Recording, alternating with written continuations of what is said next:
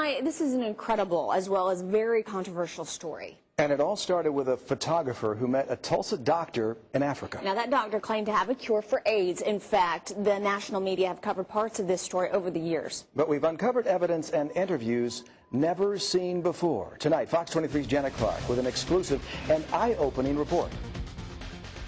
A picture of a broken-down schoolhouse, one of a mother hoping she'll be able to feed her twin babies.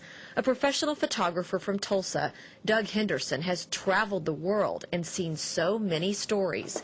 But he's kept the story behind one of his photographs to himself until now. It's the story about what's inside this vial. But the content of the vial is what makes it valuable.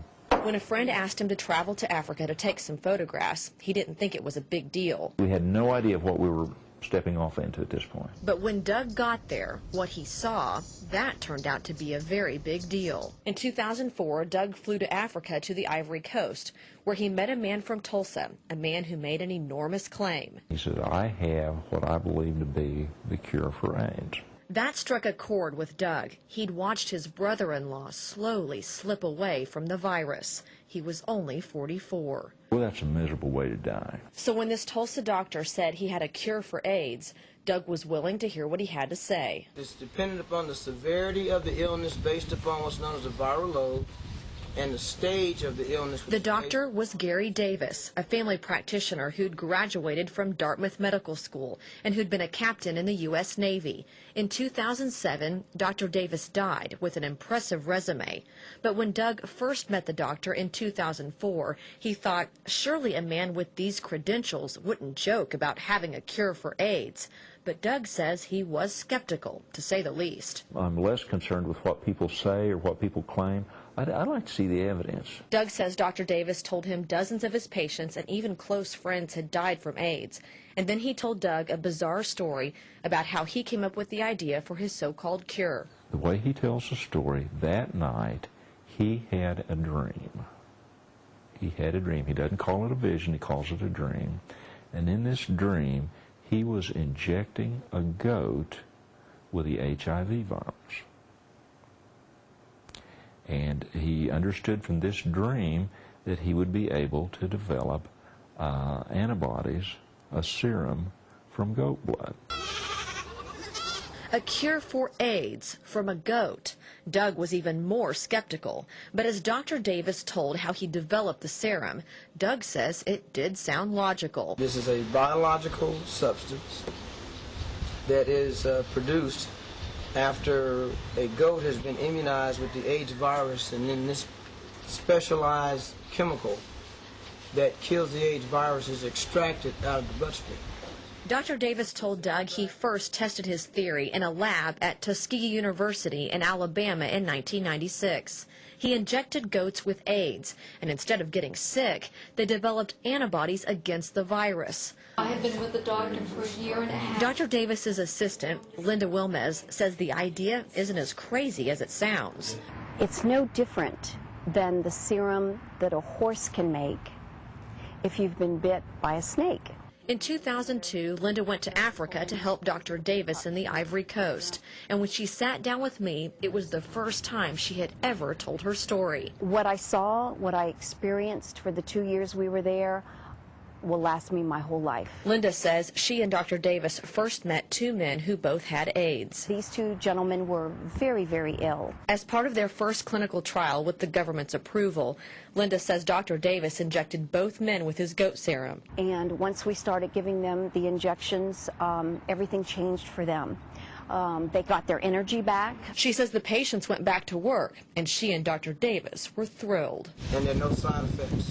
Thus far, we've had no side effects. And in most cases, if something sounds too good to be true, it usually is. However, I was there and I totally witnessed this, and it is very, very real. Linda says the government then gave them the go-ahead for a larger clinical trial with 19 AIDS patients. And again, she says she witnessed the same results. Literally, after the first injection, they started feeling strength and energy within a matter of 20 to 30 minutes. Most of them were actually strong enough within 72 hours to return to their jobs. She remembers one woman who was too sick to walk into the clinic. They brought her in, and literally she was on a stretcher. That's how sick she was. And within 30 minutes of her first injection, the strength came back, and she actually walked out of the clinic. Linda says the serum wasn't just killing the virus, it was doing it quickly. Doug was there when the lab results came back. And that was all just glowing and was considered to be, just the capping the thing off that really gave them the proof they needed. He says Dr. Davis and Linda were overjoyed. Linda wept. He said, "I told you this is exactly how this was going to come out." He wasn't surprised at the least. The viral count had dropped to the point it was undetectable. I was shocked, I was amazed, I was in awe. At that point, Doug started visually documenting Dr. Davis's research. They flew to the next door country of Ghana, whose government paid for yet another clinical trial. Doug says 2 men and a husband and wife came into the clinic. 4 people, all desperate, dealing with a virus they knew would kill them. They were obviously very, very sick. They exhausted all means of any help there, and they knew they basically had a long, slow slide to the end. In this never-before-seen footage, Dr. Davis introduced himself to the patients and told them what to expect. Until 2 years has passed, not 2 days. 2 years have passed, with you being off of all medication, can we say this is a cure? Then Dr. Davis gave the patients 2 injections, 1 in each arm. It was a big needle and a lot, and it was obviously very painful. In very short order, felt and looked much better.